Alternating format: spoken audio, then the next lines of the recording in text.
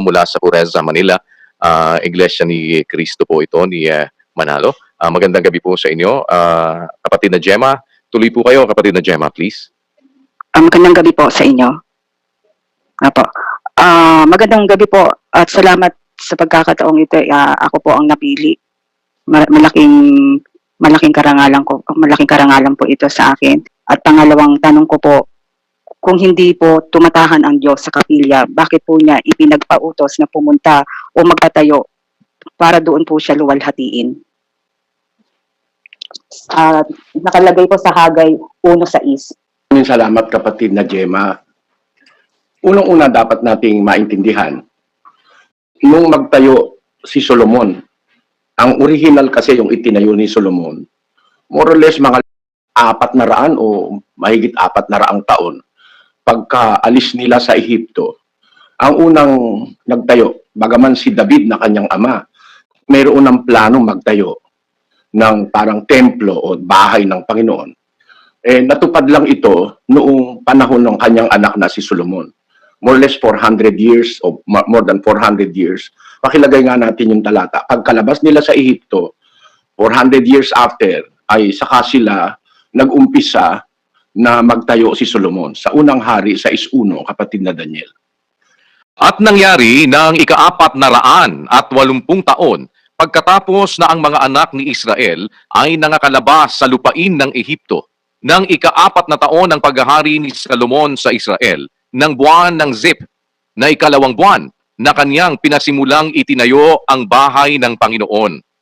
Maliwanag ang impormasyon ng ika-400 taon at 80 taon. Ka-480 taon, 480 years after their departure from Egypt, pinasimula ni Solomon sa buwan ng Zip, the second month of the Hebrew calendar, na pinasimulan niyang itayo ang bahay ng Panginoon. Nung maitayo na ito, ay nagkaroon ng ulap nung idinidedicate ni Solomon para patunayan na nandoon ang presensya ng Diyos noong panahon na yon. Kaya mula noon, nag-utos ang Diyos sa pamamagitan ni Moises na kung sila'y dadalo, sasamba, mag-iikapo, maghahandog, maghahain, doon sila maghahandog doon sa bahay ng Panginoon. Sa Deuteronomio 12:6, inaano ko na lang po ito, shortcut ko kapatid na Gemma, kasi para lang maintindihan ninyo ang umpisa.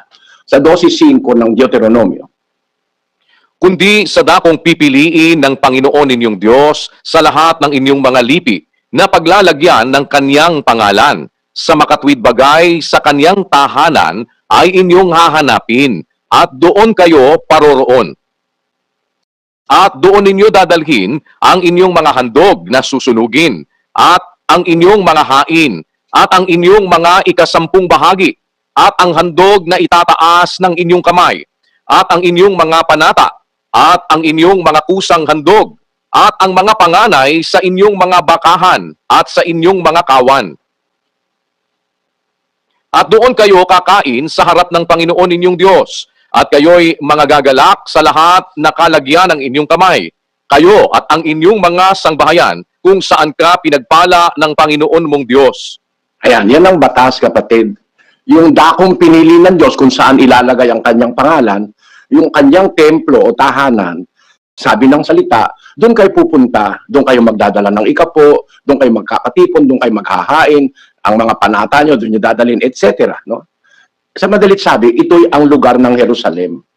Kasi sa Jerusalem, itinayo ni Solomon yung templo ng Panginoon. Maski pagka nananalangin sila, no? Kung halimbawa, nasa iba silang lugar, pag mananalangin sila, doon sila haharap sa direksyon ng templo. Kaya lang merong problema ron kasi merong mga lugar na malayo sa Jerusalem, sakop pa rin ng Israel. Kaya pagka magdadala sila ng ikapo, ang ikapo nila gulay, halimbawa. Ang gulay, 2 araw, nasisira na kung minsan.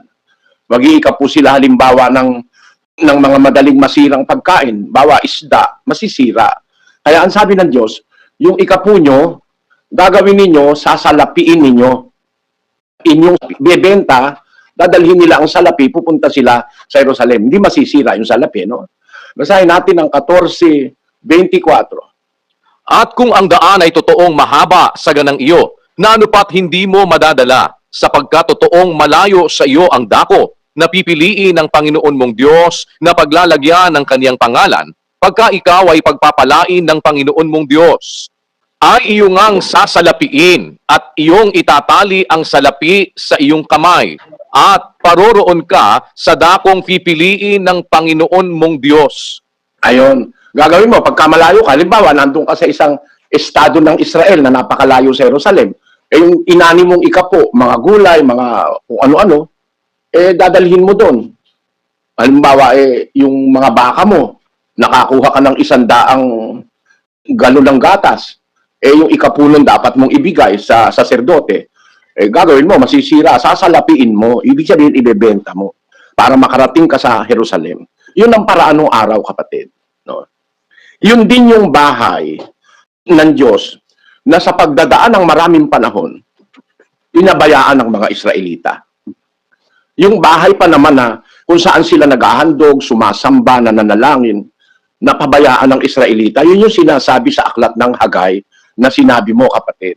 Basahin natin ang Hagay, Kapitulo 1, versikulo 4. Panahon baga sa inyo na tumahan sa inyong mga nakikisamihang bahay, samantalang ang bahay na ito ay namamalaging wasak. Ngayon nga'y ganito ang sabi ng Panginoon ng mga hukbo, gunitain ninyo ang inyong mga lakad. Kayo'y nangaghasik ng marami at nagsisiani ng kaunti. Kayo'y nagsisikain, ngunit hindi kayo nagkaroon ng kahustuhan. Kayo'y nagsisiinom, ngunit hindi kayo nangapapatirang uhaw. Kayo'y nangananamit, ngunit walang mainit. At yaong kumikita ng mga pinag-arawan ay kumikita ng mga pinag-arawan upang ilagay sa supot na may mga butas. Ganito ang sabi ng Panginoon ng mga hukbo, gunitain ninyo ang inyong mga lakad. Magsiahon kayo sa bundok at magdala ng kahoy at magtayo kayo ng bahay at aking kalulugdan at ako'y luluwalhati, sabi ng Panginoon. Kayo'y nangaghintay ng marami at narito ang dumating ay kaunti at ng inyong dalhin sa bahay aking hinipan. Bakit? Sabi ng Panginoon ng mga hukbo, dahil sa ang aking bahay ay nahahandusay na wasak, samantalang tumatakbo bawat isa sa inyo sa kani-kaniyang sariling bahay. Yan yung, kumbaga, hinanakit ng Panginoon sa mga Israelita. Yung bahay pa naman na pinagdadausan nila ng kanilang paglilingkod sa Diyos, dumating ang panahon, pinabayaan na wasak. Sila nakatahan sa may kisaming bahay, pero yung bahay na ukol sa Diyos, para rin lang yan ng mga ibang Katoliko. No? Yung ibang Katoliko, ang gaganda ng bahay, yung kanilang kapilya, para maipatayo, panghihingi pa magpapabingo pa. Yun. Pero alam mo, kapatid na Gemma, no? Dumating ang panahon, yung bahay na yon sa Israel, bahay ng Diyos, templo ng Diyos, ay hinulaan ng Panginoon na mawawasak yon. Mawawasak yon. Sinabi doon sa aklat ng Mateo, sa Kapitulo 24, gusto ko lang kasi buuin no? Sana maunawaan ng ibang nakikinig. Sa 24:15 ng Mateo, ito nakasulat. Kaya nga, pagkakita ninyo ng kasuklam-suklam na pagkasira na sinalita sa pamamagitan ng propeta Daniel na natatayo sa dakong banal, unawain ng bumabasa. Merong sinabi ang Panginoong Hesus na kasuklam-suklam na pagkasira. No? Parang abominable desolation, sabi sa English. Na ito, sinabi ni propeta Daniel, natatayo sa dakong banal. Ang dakong banal, yun nga yung templo. Unawain ang wika ng bumabasa, sabi ng Panginoon Kristo. Ano yung kasuklam-suklam na pagkasirang natatayo sa dakong banal na hinuhulaan ni propeta Daniel? Yan po yung pagkawasak ng templo, yung pagkawasak ng dakong banal sa Jerusalem. Kaya makikita natin ito, isang bagay na hindi permanente kasi literal yan Literal yan Pinagpauna nga ni Kristo na yan ay mawawasak. At pagka nawasak, walang batong maiiwan sa ibabaw ng kapwa bato na hindi mababagsak. Sa 24:1 at 2. At lumabas si Jesus sa templo at payaon sa kaniyang lakad at nagsilapit sa kaniya ang kaniyang mga alagad upang sa kaniya'y ipamalas ang mga gusali ng templo. Datapwat siya'y sumagot at sa kanila'y sinabi, Hindi ba ganinyo nakikita ang lahat ng mga bagay na ito? Katotohanang sinasabi ko sa inyo, dito'y walang maiiwang isang bato sa ibabaw ng ibang bato na hindi ibabagsak. Ayun, ipinipredict niya ang pagkawasak ng templo, gaya nung sinasabi ni Propeta Daniel sa kanyang hula. Kaya sabi niya, unawain ang bumabasa, masisira pala yung templo na yun. Ngayon, kung sa templo ang pagsamba, masisira. Paano pag nasira? At saka may isang lugar lang na pupuntahan mo. Pagka mag-iikapu ka, sasalapiin mo pa, ganon. Kaya nung makausap ng Panginoong Hesus, kapatid na Gemma, ang babae na sa Samaritana doon sa balon ni Jacob, nagkwentuhan sila nung babaeng Samaritana. Sabi nung sa babaeng Samaritana sa 4:20 ng Juan, Nagsisamba ang aming mga magulang sa bundok na ito at sinasabi ninyo na sa Jerusalem ay siyang dakong kinakailangang pagsambahan ng mga tao. sabi nung babaeng Samaritana sa Panginoong Hesus, sumamba yung aming mga magulang, kagaya ni Jacob, sa bundok na ito. Sinasabi nyo naman, kayong mga Hudyo, kausap niya ang Panginoong Hesus, na kinakailangan sa Jerusalem siyang dakong pagsambahan ng mga tao, sabi ng babaeng Samaritana. Sumagot ang Panginoong Hesus. Basahin natin ang continuation, kapatid na Daniel. Sa kanya'y sinabi ni Jesus, Babae, paniwalaan mo ako na dumarating ang oras na kahit sa bundok na ito, ni sa Jerusalem, ay hindi ninyo sasambahin ang Ama. Ayan, sabi ng Panginoong Hesus, paniwalaan mo ako, babae. Siguro, kapatid, dapat maniwala rin tayo, no? Dumarating ang oras, sabi niya, kahit sa bundok na ito, ni sa Jerusalem man, ay hindi ninyo sasambahin ng Ama. Bakit ganun? Ba't sinasabi niya ito? Basahin natin sa 23. Datapwat dumarating ang oras at ngayon nga, nasasambahin ng mga tunay na mananamba ang Ama sa espiritu at katotohanan, sapagkat hinahanap ng Ama ang mga gayon na maging mananamba sa Kanya. Ang Diyos ay espiritu, at ang mga sa Kanya'y nagsisisamba ay kinakailangang magsisamba sa espiritu at sa katotohanan. Ayun pala ang ibig sabihin na ikinalulungkot ko, hindi na ituro sa inyo ng mga pastor. Na nung sabihin ni Kristo, paniwalaan mo ako, babae, darating ang oras, hindi nyo nasasambahin ng Ama sa bundok na ito. O kaya sa Jerusalem. Hindi na kailangan yun. Pupunta ka pa sa Jerusalem para sumamba. O pupunta ka pa sa bundok para sumamba. At dumarating ang oras. At ngayon nga, immediately effective yung salita ni Kristo. Sasambahin ang tunay na mananamba ang Ama sa espiritu at sa katotohanan. Ano kahulugan nun? Hindi na kailangan ng meron ka pang lugar na pupuntahan para makasamba ka sa Ama.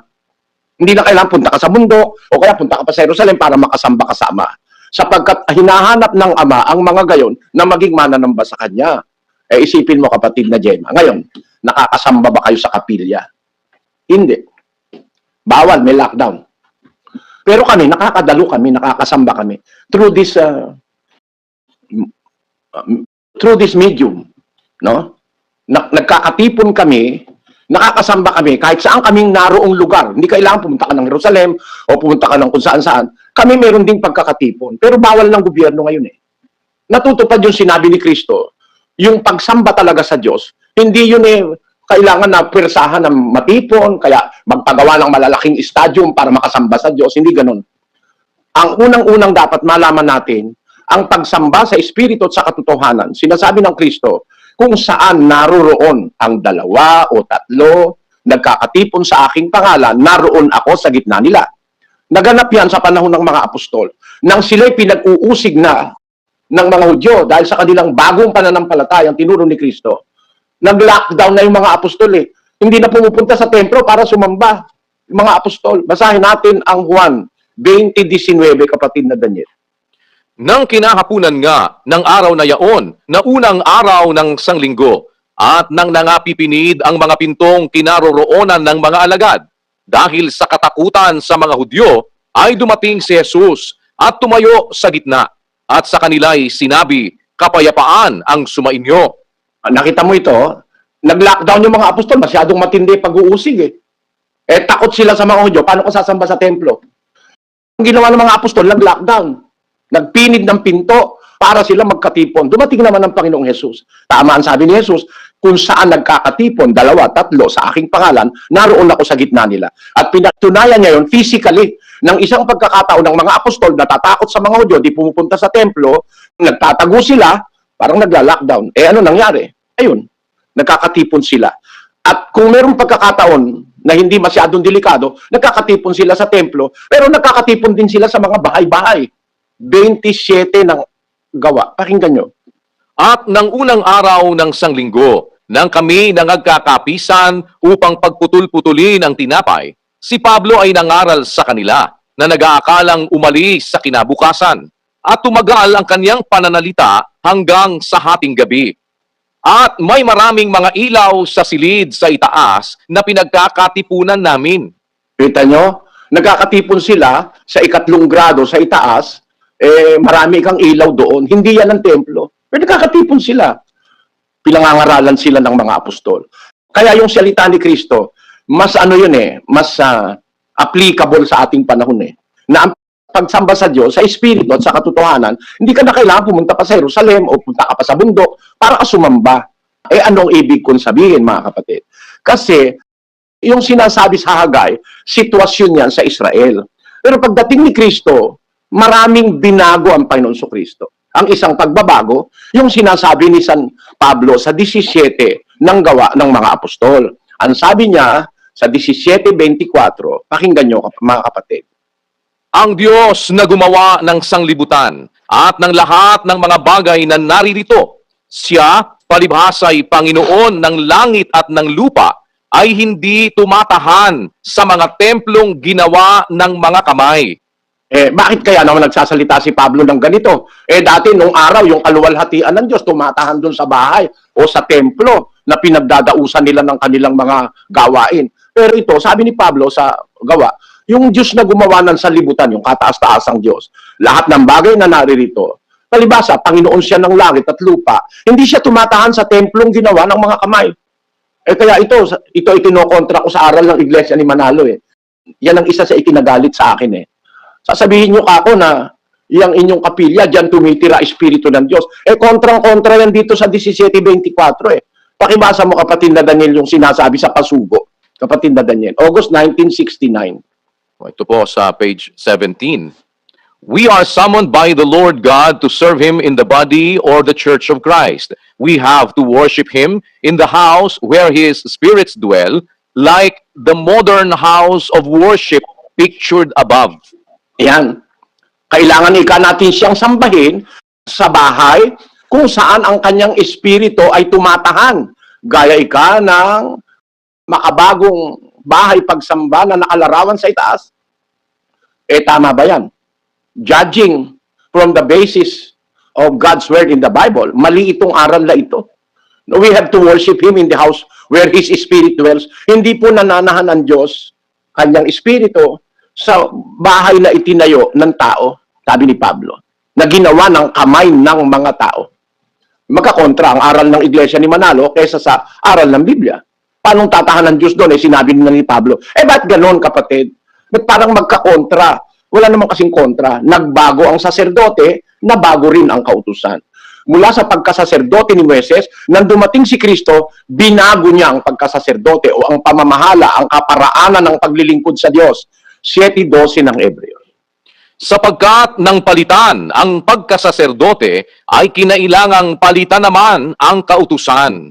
Ayan, nang palitan ng pagkasaserdote, pinalitan ng kautusan. Kaya wala kang mababasa sa panahon ng Panginoon Kristo na sinabi ng Panginoong Hesus, "Oy, magtayo kayo ng bahay at doon lang kayo dadalo." Walang ganun. Pinalitan ng pagkasaserdote, pinalitan ang kautusan. Nagkaroon ng pagbabago pati sa tipan. Basahin natin ang 7 ng Hebreo, Kapitulo 8. Sapagkat kung ang unang tipang yaon ay naging walang kakulangan, ay hindi na sana inihanap ng pangangailangan ang ikalawa. Sapagkat sa pagkakita ng kakulangan sa kanila, ay sinabi niya, narito, dumarating ang mga araw, sinasabi ng Panginoon, na ako'y gagawa ng isang bagong pakikipagtipan sa sangbahayan ni Israel at sa sangbahayan ni Huda. Hindi ayon sa tipang aking ipinakipagtipan sa kanilang mga magulang ng araw na sila'y aking tangnan sa kamay upang sila'y ihatid sa labas ng lupain ng Ehipto, sapagkat sila'y hindi nanatili sa aking tipan. At Ayun, aking maliwanag ano? Maliwanag ano kapatid na Gemma, gagawa siya ng bagong tipan. At yun nga, yung bagong tipan na daladala ng Panginoon Kristo. Maraming pagbabago mula sa mga salita sa Israel papunta sa bagong tipan na iba ang maraming bagay. Nung araw may mga bawal na walang kaliskis, bawal ang baboy, etc. Pagdating sa bagong tipan, di na bawal yan. Nung araw kailangan ng ganun ganire, mga pinagtuturo sa panahon ni Moises. Pagdating ng panahon ng Panginoon Kristo, ay more on the spiritual side.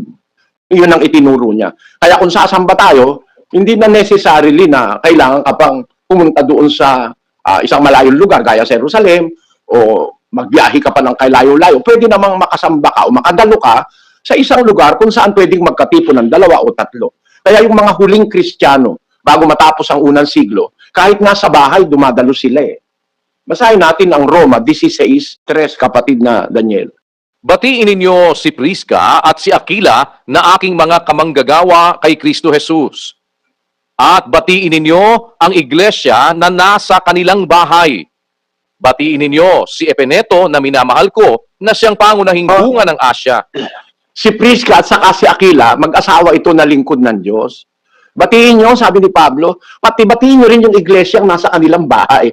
Yung bahay ni Prisca at ni Aquila, ginagawang pagkakatipon ng mga kapatid. No? At katunayan, sa isa pang talata, ilagay natin ang sinasabi ng kasulatan sa Kolosas 4:15. Batiin ninyo ang mga kapatid na nangasa Laodicea at si Nimpas at ang iglesyang nasa kanilang bahay. Tingnan mo, kapatid, may iglesia na nagkakatipon, may mga kapatid na nasa kanilang bahay. Maliwanag na hindi na ngayon yung batas na kailangan magtayo kayo ng malalaking bahay pagsamba. Hindi na yun. Hindi na yun. Mga apostol nga, di nagpatayo kahit isa. Wala kang mababasa sa Biblia, mga apostol ni Kristo nagpatayo kahit isang apostol. Wala nun. Kasi, idinikri na nga ni Kristo, paniwalaan mo ko babae, dumarating ang oras at ngayon nga, hindi na kailangan sambahin ng Ama sa Jerusalem o kaya sa bundok, kundi sasambahin siya sa espiritu at sa katotohanan.